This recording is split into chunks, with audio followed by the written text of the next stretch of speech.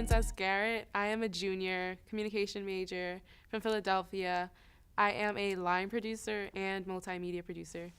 So, yeah, I came prepared for this. So it's this thing right here.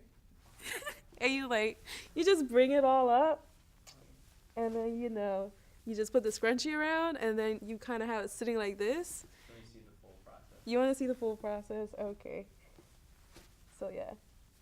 Tie it. And then you just let it hang. And then this is for when I go to sleep, so the curls will stay curly when I wake up. And then I just pull it out. Oop, we're stuck. And then, then I shake it out. And then that's how I get this. Bojangles. When I was in middle school, we went to a family reunion with my dad's side of the family. And I never heard of what Bojangles was. And he was just like, I gotta go, to Bojangles. We gotta go. And we spent the whole drive, looking for this place. And he found it. And I was just like, Dad, this better be all that, the way you're speaking about it.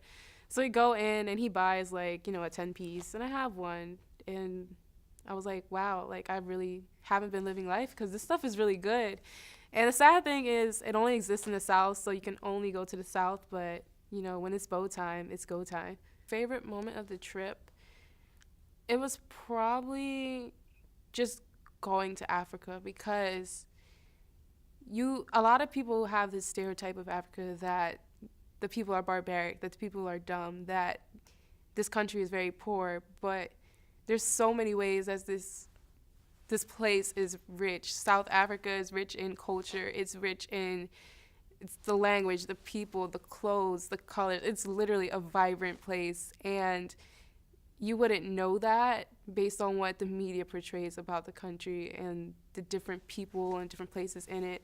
And so going there, it was eye-opening, wow, this place is so much more beautiful than what the world makes it out to be. And I wish everybody could see it, and I think everybody needs to experience going there at least once. I think by looking at me, you can tell that I'm a pretty happy, easygoing person. I'm very chill. I'm very easy to approach. And you won't ever really see me down.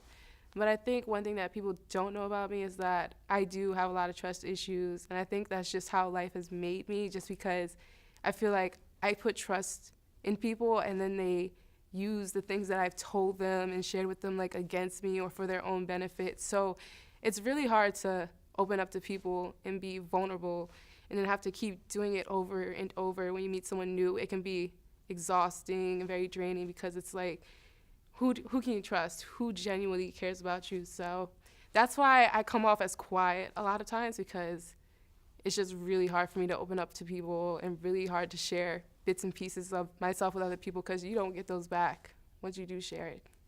Coming back after filming from South Africa, I felt overwhelmed and I felt very drained, and I didn't really want to talk to people about it because I was still processing it for myself. And then when you come back to Villanova, it's you got to pick up where you left off. Got to get back into the flow of school. You got to catch up. And it was just stressful because everybody's asking you, how is it? And they're asking you with smiling faces it's got to be good because you went to South Africa. You look like you had fun. But they don't ever think about why we're really there. We were really filming about real issues. And so for me, a lot of them don't understand, we were talking about issues that impacted Black people, issues of inequality, issues that are going on in our own backyard. And I know a lot of them, it'll go through the air and come out the other one. But I think just by sharing the stories that we heard, it'll help bring attention to the issues. And not everybody's going to hear you, but I promise you at least one person's going to hear you, and one person is going to be on your side for this fight.